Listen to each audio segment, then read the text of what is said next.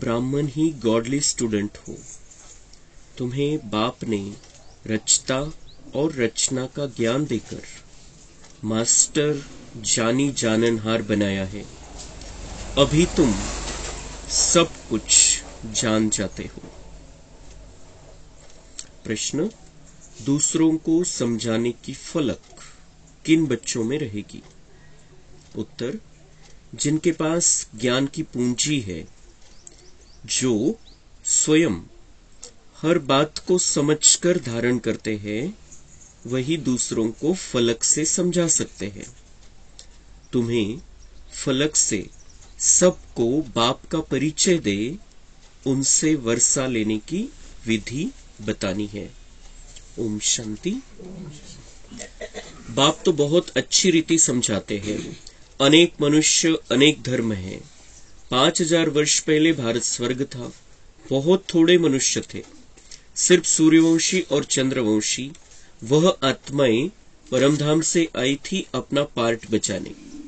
बाकी सभी धर्मों की आत्माएं निर्वाण धाम में थी। अभी अनेक धर्म है। बाकी देवी देवता धर्म प्रायः लोप है, तो जरूर फिर सतयुग बनेगा। परमपिता परमात्मा को ही आकर स्वर्ग रचना पड़े।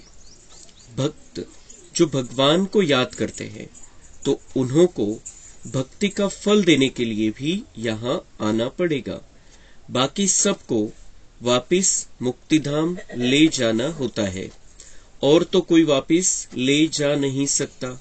अगर एक भी गुरु गति सदगति का रास्ता जानता होता, तो फिर उनके पिछाड़ी लाखों शिष्य भी जाते। एक को रास्ता मिले तो सबको ले जाए। अब एक बाप आया है, तो तुम सबको रास्ता मिलता है ना। सभी को दुख की दुनिया से छुड़ाते हैं, इसलिए उनको लिबरेटर कहते हैं। तर बाबा म्हणताय की सगळे इथं जन्म मृत्यूच्या चक्करमध्ये अटकलेले। 5000 वर्ष झाले, ही दुनिया खूप सुंदर होती, बदलत गेली, बिघडली, सगळे दुःखी झाले, परेशान झाले। आत्मा आपल्या हिशोबामुळे, वेगवेगळ्या प्रकारच्या स्वभाव संस्कारामुळे दुःखामध्ये फसत गेली। आणि मग सोडवणार कोण? बरेचसे गुरु केले अपन द्वापर पासून, पण बाबा म्हणते उनको रास्ता पता ही नहीं है। एक को रास्ता पता होता तो उनके लाखों शिष्य फिर उनके पीछे चले जाते थे, मुक्त हो जाते थे। लेकिन कोई मुक्त नहीं हुआ है आज तक। किसी एक ने आकर बताया नहीं है कि मैं अभी मुक्त हूं, आप भी ऐसे ही चलो उधर, या इस तरीके से जा सकते हैं। जो मुक्त झालेला आहे त्याने येऊन इथं काही कोणाला सांगितलं नाही, तर याचाच अर्थ कोणीही तिकडे गेलेला नाहीये, कोणाची मुक्ती झालेली नाहीये। तर बाबा म्हणता है कि मैं जब आता हूं तब मैं ये रास्ता बताता हूं, मुक्त होने का रास्ता बताता हूं। लेकिन सिर्फ मुक्ति नहीं है, बाबा के रास्ते में जीवन मुक्ति भी शामिल है।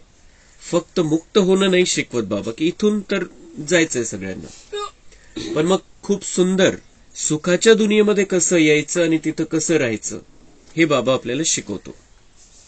तो वही ट्रेनिंग हमारी चल रही है, और फिर बाबा हमें लेकर भी जाएगा। बाबा हमारा सदगुरु ऐसा है जो हमें साथ में लेकर चलता है। सिर्फ बता देगा, जानकारी दे देगा और खुद चला जाएगा असं नाहीये।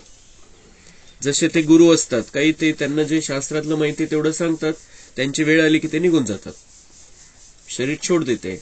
लेकिन बाबा हमें साथ में लेकर ही जाएगा। उसने अपना पार्ट ही उस तरीके से रखा है कि जब तक वो बच्चों को लेकर घर नहीं जाता और सतयुग के लिए तैयार नहीं कर देता बच्चों को, तब तक वो वापस जाने वाला नहीं है। वो हमें साथ में लेकर ही जाने वाला है, आणि म्हणून त्याला मुक्तिदाता म्हटलं जातं, लिबरेटर म्हणतात इंग्लिशमध्ये। ब्रह्मा भी कहेंगे सभी जीवात्माएं हमारे बच्चे हैं। आदिदेव अथवा आदम सभी का बाप है। ऐसे नहीं, उस समय कोई मनुष्य नहीं थे, फिर आदम ने आदमी पैदा किए। तर असं म्हणतात सृष्टीची सुरुवात झाली, सगळ्यात पहिला होता आदम आणि बीवी, हे दोघं होते, आणि मग त्यांनी ही मनुष्य पैदा केले, एक एक एक एक एक एक. असं नाहीये. ब्रह्मा म्हणजे आदम, आदी देव म्हणजे सगळ्यात सुरुवातीची आत्मा या दुनियेमधली, आणि त्यांच्यापासून स्टार्टिंग त्यांनी केली, आणि मग एक एक एक एक मनुष्य आत्मे वरतून खाली यायला लागले. असं नाही की त्यांनी ते पैदा केले. प्रत्येक मनुष्यात्म्याचा आपला आपला पार्ट आहे, प्रत्येकाचे आपले आपले माता पिता है. उस अनुसार वो आत्माएं नीचे आती है, उनके पास जन्म लेती है. पण सुरुवात झालेली आहे आदम म्हणजे आदिदेव म्हणजे ब्रह्मा, जे श्रीकृष्णाच्या रूपामध्ये. निराकार बाप को पहले जरूर आदम में आना पड़े, तब तो मुखवंशावली रचे. बाबा म्हणताय संगम युगामध्ये मला सगळ्यात पहिले याच्यामध्ये यावं लागतं, आदम म्हणजे आदिदेव म्हणजे ब्रह्मामध्ये, आणि तेव्हा मी मुखाच्या द्वारे ज्ञान देऊन जन्म देतो बच्चांना, आणि मग ते तयार होऊन नव्या दुनियेमध्ये एक एक एक एक येत राहतील. बाकी ऐसे नहीं कोई मुख से निकल आए व नासिका व पवन से पैदा हुए. ते दाखवलेले शास्त्रामध्ये कोणाचा तोंडाद्वारे जन्म झाला, कोणाचा नाकाद्वारे जन्म झाला, कोणाचा हवेद्वारे जन्म झाला, पवनपुत्र म्हणतात हनुमानाला. तो ऐसे हे जे आलेले, हे जे कहाण्या आलेल्या शास्त्रामध्ये, त्याच्या मागचं रहस्य आहे की तिथं नव्या दुनियेमध्ये विकारांच्या द्वारे पैदाइश नाहीये. ती पैदाइश जी होणार आहे, बच्चांचा जन्म जो होणार आहे, तो संकल्पाच्या आधाराने आणि योग बलाच्या आधाराने होणार आहे, विकारांच्या आधाराने होणार नाही. म्हणून हे असं दाखवलं गेलं की कोणाचा मुखाने जन्म झाला, कोणाचा हवेद्वारे झाला. यह सब है भक्ति की बातें. मनुष्य तो कच्छ मच्छ को भी पूछते रहते हैं. तो पहली बात है कि आत्माओं का बाप कौन है. वह जरूर स्वर्ग रचता होगा. अब तो नरक है. अभी हम स्वर्ग के लिए राजयोग सीख रहे हैं. परमपिता परमात्मा द्वारा, ब्रह्मा भी उन द्वारा पढ़ रहे हैं. बाबा बोलते सबसे पहले ये पता होना चाहिए आत्माओं को कि आत्माओं का बाप कौन है. परमात्मा. वो तो कच्छ मच्छ किसी को भी पूछते रहते हैं, असं समजतात परमात्म्याचेच अवतार है, लेकिन ये पता ही नहीं है, और इसलिए पता नहीं है इसलिए संबंध नहीं जुड़ा है, और संबंध नहीं जुड़ा है इसलिए प्राप्ति नहीं है भगवान से. तो वो अगर परमात्मा है तो स्वर्ग स्थापन करता होगा वो, हे पण बुद्धीमध्ये यायला पाहिजे. आता तर नरक आहे, मग तो कशा प्रकारे येईल, कोणत्या पद्धतीने स्वर्ग स्थापन करत असेल. जादूनी करायचं असतं तर आधीच करून टाकला असता त्यांनी. वो आता है, बच्चों के सामने आता है, एक शरीर जो सबसे श्रेष्ठ आत्मा का शरीर है, इस दुनिया में जो सबसे श्रेष्ठ आत्मा है, उस शरीर में प्रवेश करता है, फिर ज्ञान देता है, राजयोग सिखाता है, और उस आधार से आत्माओं को तैयार करता है, देवता बनाता है, देवता जैसा उनको बनाता है, और फिर साथ साथ इस सृष्टि को खत्म करने की प्रेरणा भी देता है. जो पुरानी सृष्टि है, जो गंदी सृष्टि हो गई है, उसको खत्म करने की प्रेरणा भी देता है, और साथ साथ स्थापना का भी कार्य ब्रह्मा द्वारा और ब्राह्मणों द्वारा उसका चालू रहता है.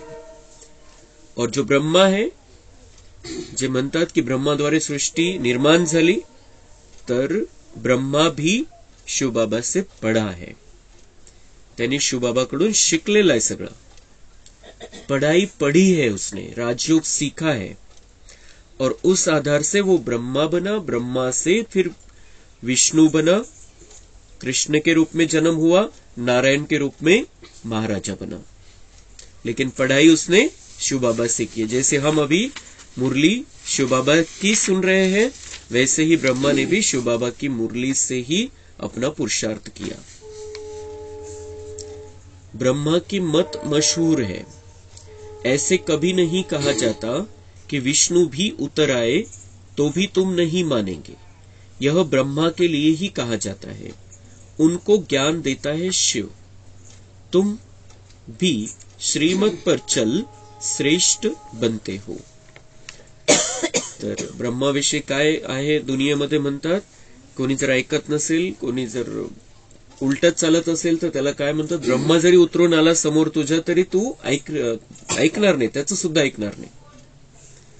तो ये बाबा म्हणतात ये ब्रह्मा के लिए कहा जाता. असं नाही म्हणत की विष्णू जरी आला तरी तो ऐकणार नाही. ब्रह्माविषयी का म्हणतात, कारण ब्रह्माच्या द्वारे परमेश्वराने ज्ञान दिलेलं आहे.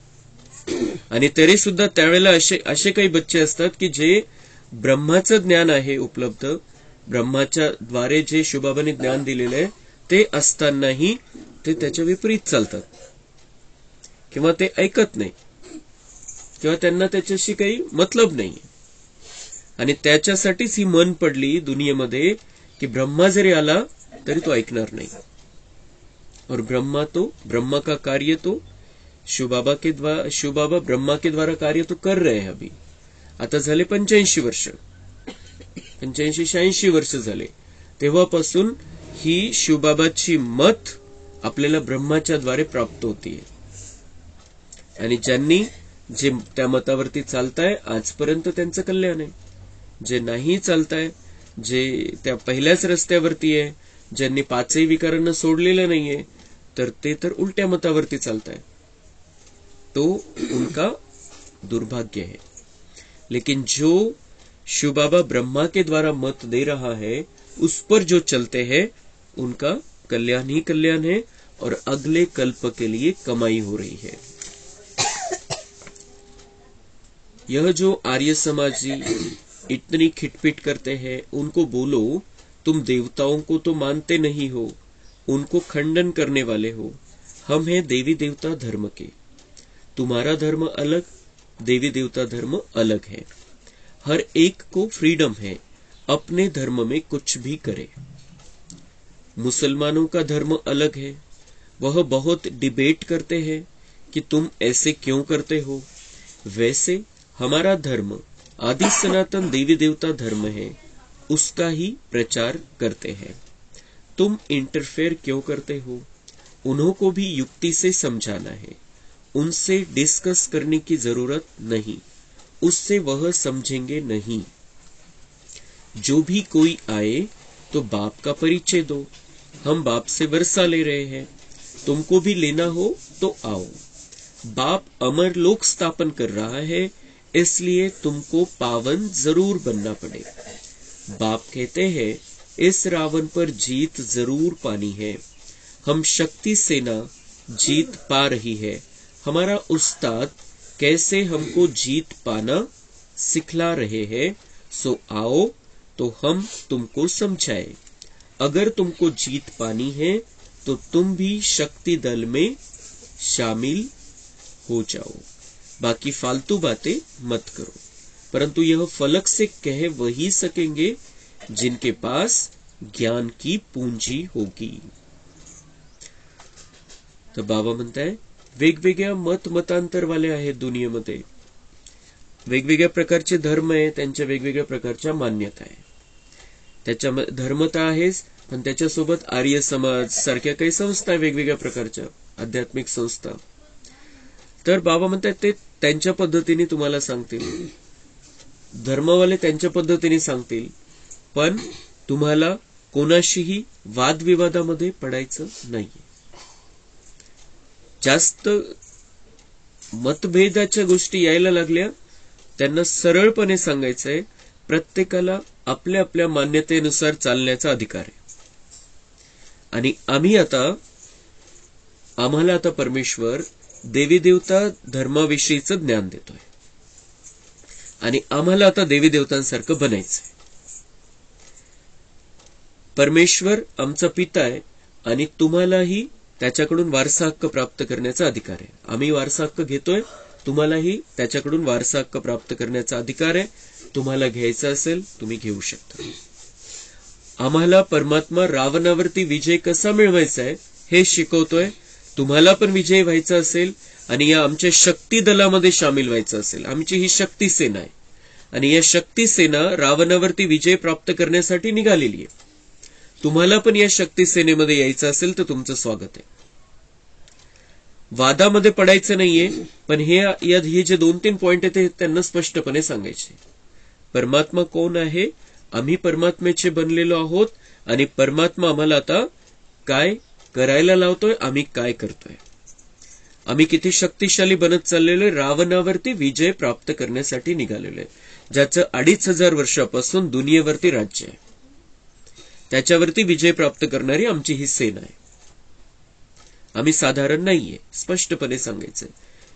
लेकिन बाबा म्हणताय ये फलक से, म्हणजे नशेमध्ये कोण सांगू शकेल त्यांना ही गोष्ट, जिनके पास ज्ञान की पूंजी होगी, ज्यांनी ज्ञानाला स्वीकारलेले, ज्यांच्या बुद्धीने.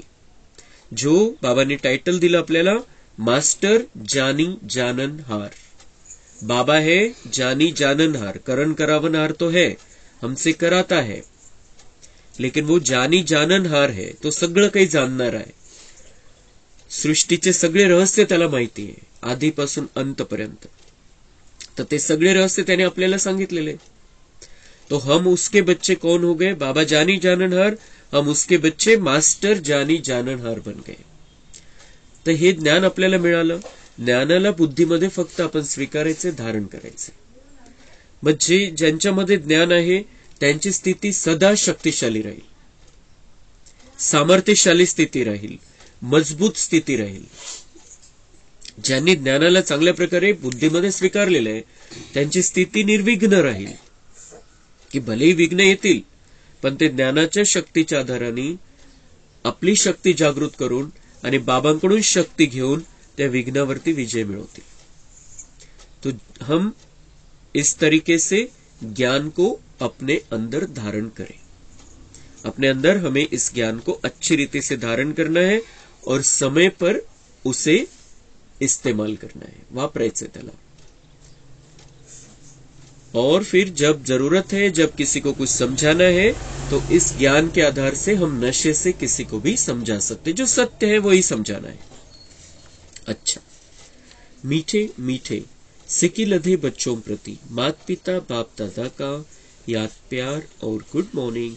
रूहानी बाप की रूहानी बच्चों को नमस्ते.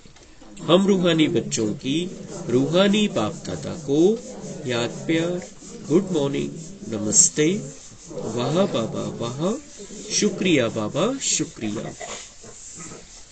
धारणा के लिए मुख्य सार है, ज्ञान को कंठ कर मास्टर ज्ञान सागर अथवा ज्ञान गंगा बन पतितों को पावन बनाने की सेवा करनी है. मास्टर ज्ञान सागर बनना है या ज्ञान गंगा बनना है. पतितों को पावन बनाने के लिए ज्ञान की ही आवश्यकता है. ज्ञान ही देते जाना है हमें सबको. और नहीं हम वाणी से दे सकते हैं तो ज्ञान के वाइब्रेशन देने हैं. नहीं कोणी ऐकायला तयार तर, लेकिन ज्ञान गंगा बनकर हमें बहते रहना है. जैसे ब्रह्मा बाबा भी ज्ञान गंगा है, दादिया भी ज्ञान गंगा है, हम सभी बच्चे भी ज्ञान गंगा बनकर हमें बहना है. सबको ये ज्ञान देते रहना है. हर एक को बहुत युक्ति से समझाना है, किसी से भी डिस्कस नहीं करनी है. सबको बाप का परिचय देना है. ज्ञानाची डिस्कस, ज्ञानाची चर्चा, जे ज्ञानी बच्चे, ज्यांनी बाबांचा ज्ञानाचा कोर्स केलेला आहे आणि जे मुरली ऐकणारे बच्चे, ते आपसामध्ये चर्चा करू शकतात. पण ज्यांनी कोर्स केलेला नाहीये त्याच्याशी बाबा म्हणतात डिस्कस नका करू ज्ञान. त्याला त्याच्या बुद्धीमध्ये कचरा आहे, दुसरं काही मटेरियल भरलेलं आहे सगळं. तुम्ही सांगून त्याचा काही फायदा होणार नाही, कारण ते काही आजचं नाहीये. 63 जन्मापासून भरत आलेले त्या गोष्टी. त्याला जोपर्यंत बाबा नाही कळणार तोपर्यंत तुम्ही किती चर्चा करा त्याच्याशी, काही उपयोग नाहीये. म्हणून बाबा म्हणताय हर एक को बहुत युक्ती से समजाना. ज्ञान तर द्यायचंय, ज्ञानगंगा बनून व्हायचं तर आहे, पण युक्तीने. असंच नाही की सगळं जे आपल्याला माहिती आहे ते सगळं सांगून टाकायचंय. त्यांच्या बुद्धीमध्ये जाणारच नाही त्या गोष्टी. तो डिस्कस नाही, त्यांच्याशी मतभेदामध्ये जायचं नाहीये, सोडून द्यायचंय. तेवढ्यापुरते मेन पॉइंट सांगून बस. और सबको बाप का परिचय. सबसे पहली बात है बाप का परिचय. उन्हें बाबा समझ में आ गया और ये ज्ञान उस बाबा का है जो मेरा भी बाबा है, ये उन्हें समझ में आ गया, तब वो आत्मा उस ज्ञान को स्वीकार सकती, नहीं तो नहीं स्वीकारू शकत. वरदान. प्यूरिटी की पर्सनैलिटी और रॉयल्टी द्वारा बाप के समीप आने वाले देही अभिमानी भव। जैसे शरीर की पर्सनैलिटी आत्माओं को देह भान में लाती है, ऐसे प्यूरिटी की पर्सनॅलिटी देही अभिमानी बनाए बाप के समीप लाते। जसं बाबा म्हणते शरीराचं सौंदर्य मुळे आत्मा देह भानामध्ये येतात, शरीराच्या भानामध्ये येतात, तसं तुमचं चारित्र्य, तुमचं व्यक्तिमत्व कशाचं पाहिजे? पवित्रतेने भरलेलं पाहिजे, पाचही विकारांच्या रहित पाहिजे, तेव्हा ते आत्मे बाबांच्या जवळ येतील आणि बाबांच्या जवळ येण्यानेच त्यांचं कल्याण आहे। प्यूरिटी की पर्सनैलिटी आत्माओं को प्यूरिटी की तरफ आकर्षित करती है। मग आपली पवित्रता त्यांना पवित्रतेकडे आकर्षित करेल, ते पण पवित्र राहतील। प्यूरिटी की रॉयल्टी धर्मराज पुरी की रॉयल्टी देने से छुड़ा देती है। ज्यांच्यामध्ये ती दिव्यता येऊन जाईल, पवित्रतेची दिव्यता येऊन जाईल, त्यांना धर्मराजपुरीमध्ये दंड भरावा नाही लागणार, सजा भोगावी नाही लागणार। इसी रॉयल्टी अनुसार भविष्य रॉयल फॅमिली में आ सकेंगे। ही पवित्रतेची दिव्यता ज्याच्यामध्ये येईल तेच आत्मे भविष्यामध्ये राजघराण्यामध्ये येऊ शकतील। देही अभिमानी बच्चे इस पर्सनैलिटी द्वारा बाप का साक्षात्कार कराने वाले रूहानी दर्पण बन जाते हैं। तर ज्यांची आत्मिक स्थिती राहील आणि पवित्रता राहील त्यांच्याद्वारेच बाबांचा साक्षात्कार होणार है। स्लोगन, हर एक की विशेषता को देखने का चश्मा सदा लगा रहे तो विशेष आत्मा बन जाएंगे। हम विशेष आत्मा कैसे बनेंगे? बाबा म्हणताय हर एक की विशेषता देखो, गुण बघा, अवगुण नका बघू। आगे है मातेश्वरी जी के अनमोल महावाक्य। मम्मांचा क्लास है। अपना यह जो ईश्वरीय सत्संग है कॉमन सत्संग नहीं है, यह है ईश्वरीय स्कूल कॉलेज, जिस कॉलेज में अपने को रेगुलर स्टडी करनी है। बाकी तो सिर्फ सत्संग करना, थोड़ा समय वहां सुना, फिर तो जैसा है वैसा ही बन जाता है, क्योंकि वहां कोई रेगुलर पढ़ाई नहीं मिलती है जहां से कोई प्रारब्ध बने। इसलिए अपना सत्संग कोई कॉमन सत्संग नहीं है। मम्मा म्हणता है आपला जो सत्संग आहे हा साधा सुद्धा कॉमन सत्संग नाहीये, इथं अभ्यास आहे, इथं रोजचा अभ्यास आहे, रेग्युलर अभ्यास आहे। तिथं तर त्या सत्संगामध्ये जायचं, थोडं ऐकलं, पुन्हा जसेच्या तसे। पण मम्मा म्हणताय की हा अभ्यास आहे आणि हा अभ्यास ऐकताना तर आहेच, पण घरी गेल्यावर पण हा अभ्यास कंटिन्यू असला पाहिजे। अपना तो ईश्वरीय कॉलेज है जहां परमात्मा बैठ हमें पढ़ाता है और हम उस पढ़ाई को पूरी धारण कर ऊंच पद को प्राप्त करते हैं।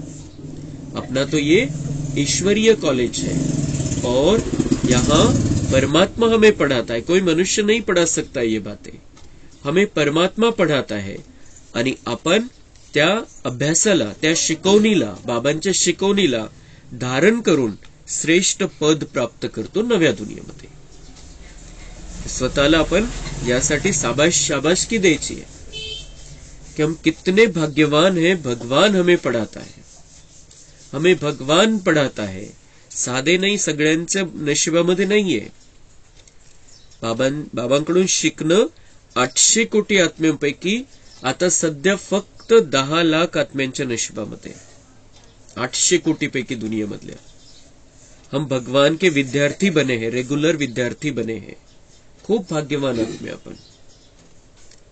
आणि हा अभ्यास करून आपण श्रेष्ठ पद प्राप्त करणारे नव्या दुनियेमध्ये। जैसे रोजाना स्कूल में मास्टर पढ़ाकर डिग्री देता है, वैसे यहाँ भी स्वयं परमात्मा गुरु, पिता, टीचर के रूप में हमको पढ़ाकर सर्वोत्तम देवी देवता पद प्राप्त कराते हैं। इसलिए इस स्कूल में जॉइंट होना जरूरी है। तर जसं त्या शाळेमध्ये पण, कॉलेजमध्ये पण शिकून मग डिग्री मिळते, तसं इथं तर डायरेक्ट परमात्मा आपल्याला सर्वोत्तम देवी देवता पद देणार आहे। तिथं तर साधी सुधी डिग्री मिळेल, वकिलाची मिळेल, डॉक्टरची मिळेल, इथं डिग्री कोणती मिळणार आहे, लेव्हल कोणती राहणार आहे आपली, देवी देवता, आणि ते पण एका जन्मासाठी नाही, 20 जन्म, 8 सत्युगाचे 12 त्रेताचे, 20 जन्म. आणि हा स्पेशल 21वा संगम युगातला जन्म. हा 21व्या जन्माचं भाग्य आपलं बनवतो आपण, म्हणून तर ते बाकीचे 20 जन्माचं भाग्य बनणार आहे आपलं. म्हणून हे 21 जन्माचं महत्व आहे. तो बाबा हमें तीनों रूप से मिला है, पिता, शिक्षक और सदगुरु. त्या दिवशी मिलनच्या मुरलीमध्ये बाबांनी सांगितलं की अभी मेरा पिता रूप का पार्ट पूरा हुआ, अब मैं टीचर रूप में पढ़ा रहा हूं. उद्या बघू आपण ती मुरली.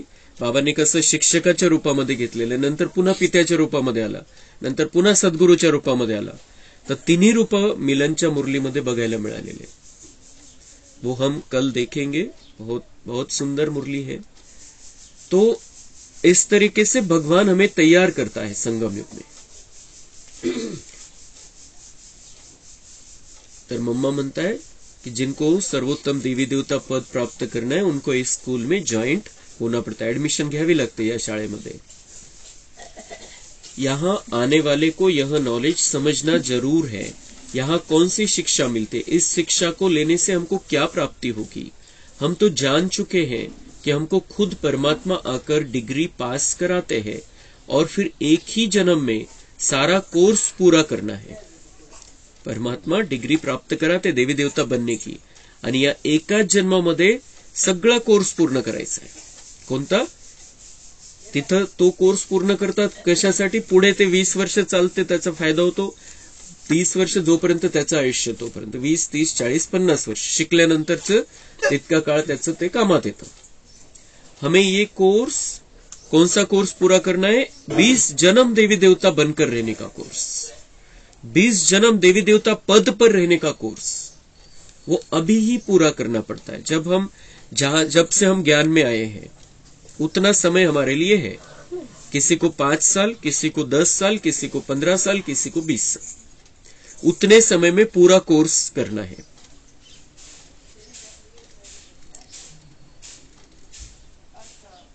तो जो शुरू से लेकर अंत तक इस ज्ञान के कोर्स को पूरी रीति उठाते हैं वो फुल पास होंगे.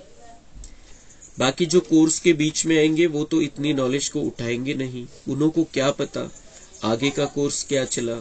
इसलिए यहाँ रेगुलर पढ़ना है. इस नॉलेज को जानने से ही आगे बढ़ेंगे, इसलिए रेगुलर स्टडी करनी है. तर मम्मा म्हणताय की जेव्हापासून आले तेव्हापासून तुम्हाला चांगल्या प्रकारे हा अभ्यास करायचा आहे आणि रेग्युलर करायचा आहे.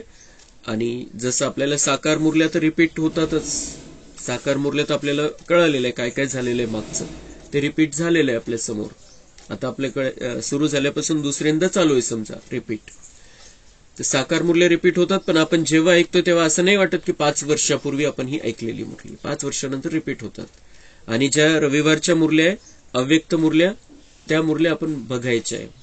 1969 पासूनच्या ज्या मुरल्या आहेत त्या आपल्याला बघाव्या लागतील, म्हणजे आपलं मिस नाही होणार काहीच. भगवान उवाच, बच्चों के प्रति, बच्चे, जब परमात्मा खुद इस सृष्टि पर उतरा हुआ है तो उस परमात्मा को हमें पक्का हाथ देना है. लेकिन पक्का सच्चा बच्चा ही बाबा को हाथ दे सकता है. परमात्मा को हाथ देना है, परमात्मा के हाथ में हाथ देना है. कौन दे सकता है, पक्का सच्चा बच्चा. पक्का बच्चा जो संपूर्ण निश्चय बुद्धि है बाबा पर, किसी भी कारण से संशय नहीं आता है. और सच्चा बच्चा बाबा से पूरी सच्चाई से और ईमानदारी से रहता है. अशीच आत्मा बाबांच्या हातामध्ये हात देऊ शकेल, बाबांच्या सोबत चालू शकेल. इस बाप का हाथ कभी नहीं छोड़ना. अगर छोड़ेंगे तो फिर निधन का बन कहाँ जाएंगे, वो पुनः अनाथ से अनाथ होऊन जाणार. अनाथ तो थे हम, बाबा हमें हमारे साथ में नहीं था, अभी मिला है तो उसको फिर से हमें छोड़ना नहीं है. जब परमात्मा का हाथ पकड़ लिया तो फिर सूक्ष्म में यह संकल्प नहीं चाहिए कि मैं छोड़ दूं, वह संशय नहीं होना चाहिए. पता नहीं हम पार करेंगे व नहीं. कोई ऐसे भी बच्चे होते हैं जो पिता को न पहचानने के कारण पिता के भी सामने पड़ते हैं और ऐसे भी कह देते हमको कोई की भी परवाह नहीं है। अगर ऐसा ख्याल आया तो ऐसे न लायक बच्चे की संभाल पिता कैसे करेगा? फिर तो मानो कि गिरा, क्योंकि माया तो गिराने की बहुत कोशिश करती है, क्योंकि परीक्षा तो अवश्य लेगी कि कितने तक योद्धा रुस्तुम पहलवान है। तर बाबा म्हणतात जो परमेश्वराच्या बोलण्याचं मान नहीं ठेवणार, त्यानुसार नहीं चालणार, तो वो तो गिरना ही है, क्योंकि माया तो बैठी है गिराने के लिए। परीक्षा तो लेगी और वो गिर जाएगा फिर, क्योंकि उसे भी बाबा ने काम दिया है माया को भी चेक करने के लिए कितना योद्धा है, कितना पहलवान बना है। अब यह भी जरूरी है, जितना जितना हम प्रभु के साथ रुस्तुम बनते जाएंगे उतना माया भी रुस्तुम बन हमको गिराने की कोशिश करेगी। जोड़ी पूरी बनेगी। जितना प्रभु बलवान है तो माया भी उतनी बलवानी दिखलाएगी। तो बाबा मतलब मैं जितना शक्तिशाली हूं माया भी उतनी ही शक्तिशाली बन के आएगी। जोड़ी पूरी बनेगी, माझ्यासारखी बनून येईल ती। परंतु अपने को तो पक्का निश्चय है, आखिरीन भी परमात्मा महान बलवान है, आखिरीन उनकी जीत है। श्वासोश्वास इस विश्वास में स्थित होना है, माया को अपनी बलवानी दिखलानी है। वह प्रभु के आगे अपनी कमजोरी नहीं दिखाएगी। बस एक बारी भी कमजोर बना तो खलास हुआ। इसलिए भल माया अपना फोर्स दिखलाए, परंतु अपने को मायापति का हाथ नहीं छोड़ना है। वो हाथ पूरा पकड़ा तो मानो उनकी विजय है। तो बाबा म्हणता है कि माया पूरा फोर्स दिखाएगी, हे 5 विकार पूर्ण ताकद दाखवतील, पण मायापति कौन है? माया से महाबलवान कौन है?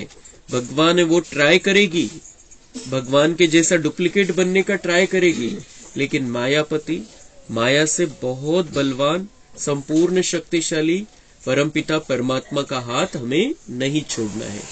जिन्होंने हाथ पूरा पकड़ा है परमात्मा का, उनकी जीत निश्चित है। जब परमात्मा हमारा मालिक है तो हाथ छोड़ने का संकल्प नहीं आना चाहिए। अगर हाथ छोड़ा तो बड़ा मूर्ख ठहरा। इसलिए परमात्मा कहता है, बच्चे जब मैं खुद समर्थ हूं तो मेरे साथ होते तुम्हें भी समर्थ अवश्य बनना है। समझा बच्चे? अच्छा, ओम शांति। कम बोलो, धीरे बोलो, मीठा बोलो, सत्य बोलो, सोच समझकर बोलो। दुआएं दो, दुआएं